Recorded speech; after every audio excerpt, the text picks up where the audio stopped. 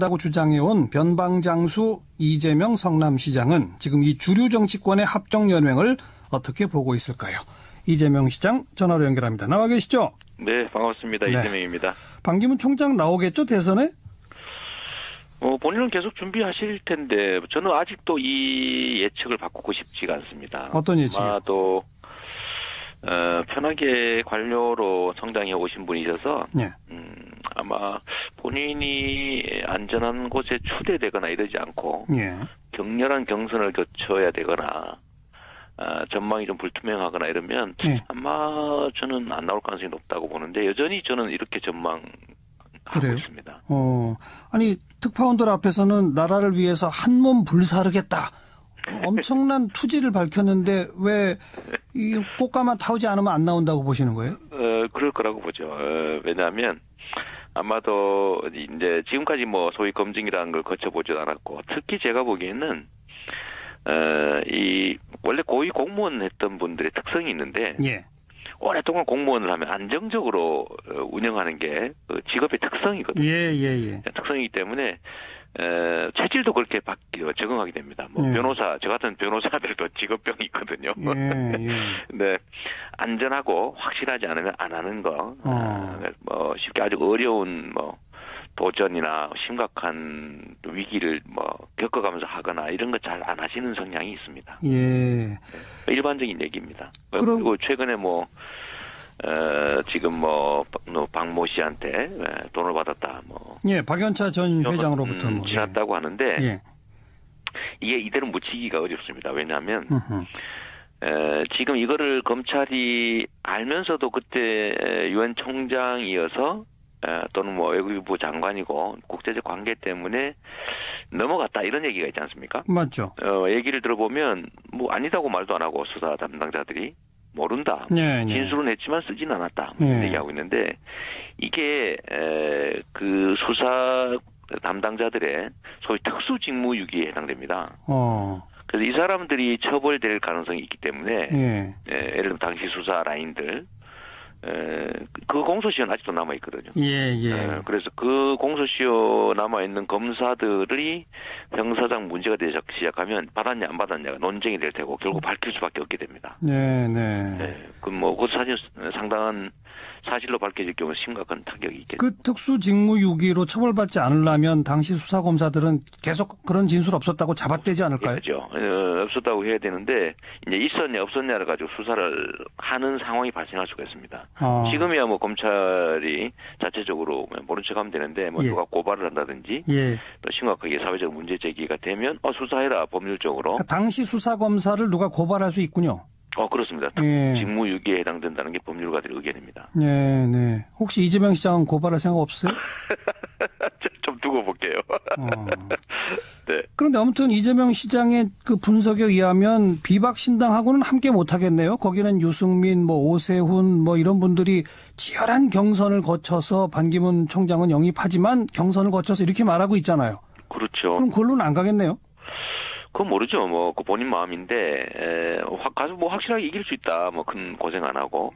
뭐, 이러면 또 모르겠지만, 그게 아니고, 경선 룰 문제도 있을 테고, 그리 만만치는 않을 겁니다.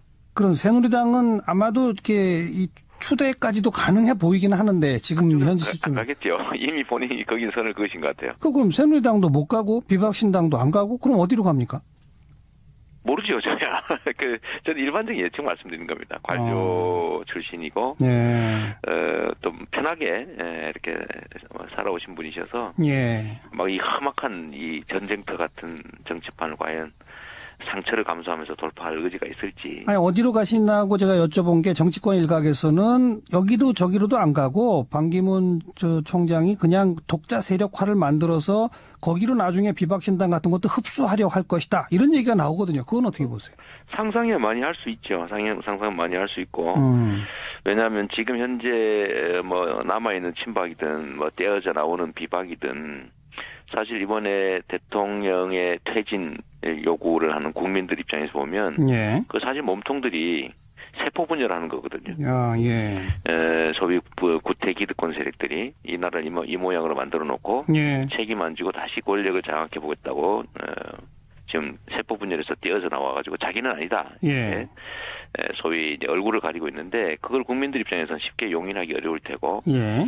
초기야 관심이 있으니까 사람들이 뭐 지지율도 나오고 하겠지만 막상 다시 이 집단에게 이 나라 국가 운영을 맡길 것이냐라고 하면 아마 만만치 않을 거라서 예. 뭐 새로운 뭐 판을 생각해 볼 수도 있겠죠. 얼마 전에 SNS상에 범죄자 박근혜, 부역자 황교안, 상속자 반기문 이렇게 쓰셨잖아요. 네네. 왜 상속자라고 쓰셨나요? 이분이 박근혜 정권에 되게 우호적 태도를 취했고 저는 특히 온 국민이 정말 도저히 용인할 수 없는 위안부 합의 이제 밀어붙여서 거의 일본에 완벽하게 이제 유리한 그런 결정한 것에 대해서 예. 박근혜 대통령이 잘했다고 칭찬했지 않습니까? 그건 저는 그런 거라든지 또 예. 본인이 이제 박근혜 쪽과 박근혜 쪽에 관심을 가지면서 본인의 이제 국내에 무슨 대통령 후보로 논의되고 이런 것들을 상당히 즐긴 것으로 보여지는데 예. 결국 지금까지 이렇게 성장하고 현재 정치적 위치를 가진 것도 결국 이 보수 정권 이명박 박근혜 이 보수 정권들과 함께했기 때문에 예.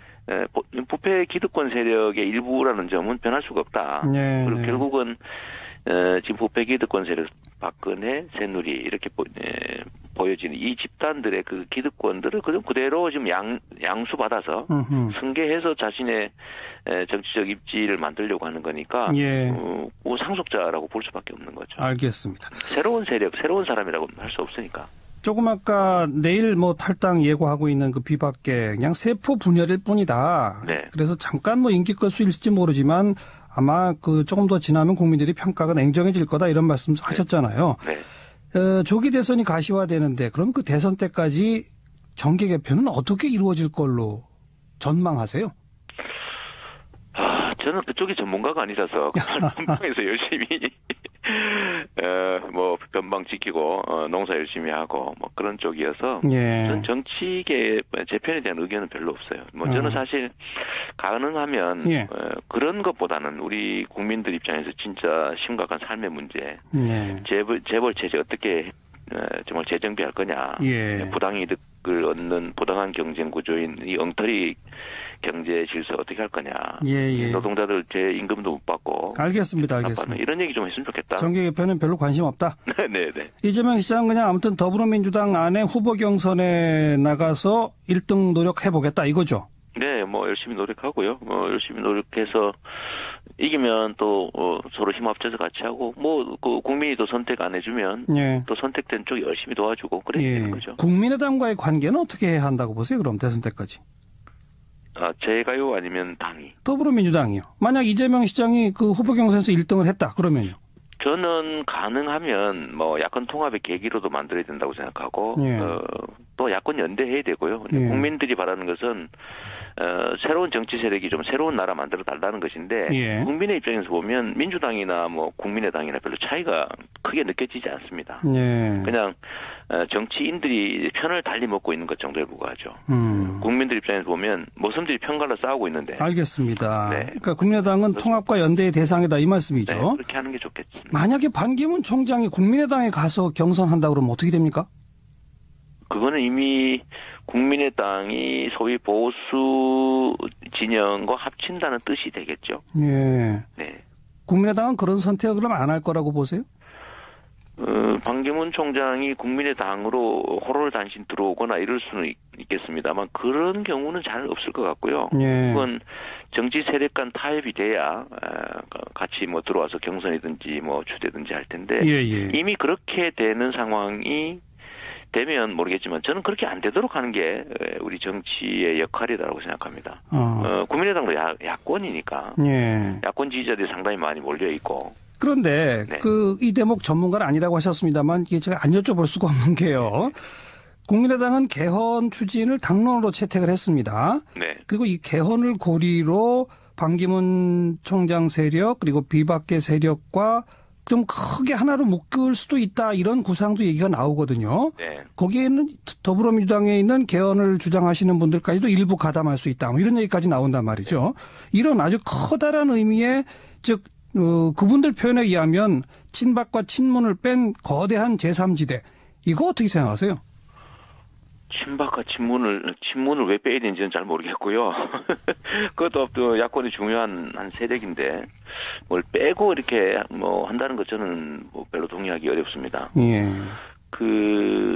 저는 국민들 입장에서 정말 봐줘야 된다. 이게 이제 소위 구태 기득권 세력들이 다시 부활하는 수단으로 개헌이나 정계 개편이 악용되지 않았으면 좋겠습니다. 예. 왜냐하면 역사적으로 언제나 그래봤거든요. 예. 옛날 3당 합당도 그랬고, 예. 소위 6.29 선언도 그랬고, 이런 것들이 결국 국민들의 그 절절한 열망들을 다 꺾어버리고 그냥 현재 있는 이 기득권 세력이 그대로 유지되는, 얼마나 국민들 입장에서는 좀 절망하겠습니다. 알겠어요. 네. 예. 개헌 매개로 한 무슨 합정연행은 한마디로 기득권 세력의 자기 기득권 지키기다, 이렇게 딱 규정하시는군요. 저는 개헌이 지금 현재 상태 시기로 이 지금 좀 퇴진에 집중해야 될 때고, 퇴진에, 그 다음에 탄핵 퇴진이 되면 그 다음부터 60일 안에 지금 새로운 국가 리더십을 구축해야 되는데, 예. 실제 시간이 안 되고요. 두 번째 제가 한 말씀 드리고 싶은 거는, 예. 이 칼장수 입장에서, 국민이 이제 칼장수라고 하면, 예. 이 칼장수 입장에서 칼을, 예를 들면 선량한 사람이 가서 살림살이 쓸 수도 있고 뭐 요리하는 데 쓸 수도 있습니다. 근데 수술하는 데 쓸 수도 있고요. 예. 근데 이게 나쁜 의도를 가진 예를 들면 그 강도나 이런 데다 팔면 안 되잖아요. 예. 근데 지금 개헌 문제가 선의에서 시작된 측면도 일부 있지만, 아하. 사실은 기득권자들, 그러니까 부패 기득권자들의 권토 중래를 위한 수단으로 지금 많이 오염이 됐습니다. 알겠습니다. 네, 그래서 별로 적절치 않다고 보죠. 결선 투표제에 대한 의견은 어때요? 저는 뭐 과거부터 말씀드린 대로 유럽이나 서구 선진국처럼 결선 투표를 하는 게 네. 국민들의 의사가 제대로 반영되기 때문에 좋다고 봅니다. 이건 선거법 개정만 하면 된다고 보세요? 개헌 사안이라고 보세요? 그것도 논란이 있는데. 저는 뭐 이런 건 법률 개정으로 충분히 가능하다고 가능하다. 보는데, 또 입장이 또 다른 쪽도 많더군요. 아무튼 그러니까 가능하다면 선거법 개정으로 결선 투표제는 대선 전에 도입하는 게 좋겠다. 그런데 그거는 뭐 법률상 가능한지 논란이 있으니까, 예. 그럼 두고 봐야 되겠습니다. 예. 한참 지지도가 오르시다가 좀 주춤하고 꺾이는 모양새거든요. 어떻게 생각하세요? 감수해야죠. 국민들께서 기대를 하다가, 한번 좀 더 생각해 봐야 되겠는데, 하는 분들이 많이 늘어난 것 같아요. 예. 그거야 이제 제가 미래에 관해서, 좀 말씀드리고, 또 그러면 또, 믿음을 주는 분들이 늘어나지 않을까 기대합니다. 아직까지는 이제 과거에 대한 얘기만 했으니까요. 알겠습니다. 네, 과거에 대한 얘기들은 많이 했고, 이제 그게 어느 정도 성과가 나니까, 그건 이제 끝난 일이 거의 돼가는 거고. 그럼 미래 비전 관련해서 자신이 내세울 최고의 공약 혹시 있다면 한두 가지? 저는 이 사회의 제일 심각한 문제가 불공정, 불평등이고요. 네. 우리나라가 가야 될 길은 공정이고, 그 다음에 그 공정의 제일 핵심 가치는 법을 지키는 사회. 예. 그 다음에 공정한 사회.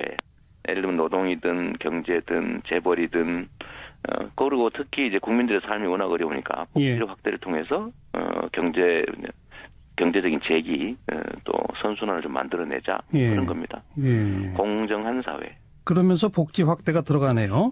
핵심입니다. 저는 복지 확대를 통해서 경제 성장이 가능하지 지금처럼 해가지고는 안 된다. 백약이 무효라고 생각합니다. 왜냐하면 대공황 때 그 대공황을 극복한 제1의 길이 사실은 복지 정책을 도입하고 공권을 강화해서 노동자들의 몫을 내린 거거든요. 가계의 몫을 내린 거예요. 그 복지의 방법으로 기본소득제가 많이 거론되는데 거기에 대해서는 어떻게 생각하세요? 저는 대한민국이 기본소득을 도입하고 그 전 단계로 기본소득 논의를 키우려고 청년연 배당을 시작한 사람이어서 저는 제일 중요한 정책 과제라고 생각합니다. 그럴 때 이런 뭐 기본소득이나 복지 확대를 핵심으로 내세우시면서 얼마 전에 내가 진짜 보수다 이러셨어요. 네. 그게 앞뒤가 맞아요? 사람은 보수적 요소와 진보적 요소가 동시에 다 있는 건데, 제가 하자고 하는 좀 합법적 사회, 부정부패 없는 사회, 공정한 사회, 법을 지키는 사회, 대기업이 중소기업이나 노동자를 착취하지 못하는 사회, 이런 거를 하자는 것 정도는 다 보수의 가치다. 그러면 그 이재명 시장이 생각하는 진보는 뭐예요? 진보는 예를 들면 새로운 질서를 만들자는 거죠. 예를 들면 뭐 당으로 치면 녹색당이나 뭐 노동당이나 최소한 정의당 정도는 돼야 진보당이라고 예. 진보 진영이라고 하는 거지. 알겠습니다. 하자고 하는 이런 보통 민생에 관한 문제 얘기하는 게 무슨 그게 진보겠습니까? 앞으로 네. 더 이 미래 비전에 대한 구체적 얘기들을 더 들을 수 있는 기회 많이 갖도록 하죠. 오늘 고맙습니다.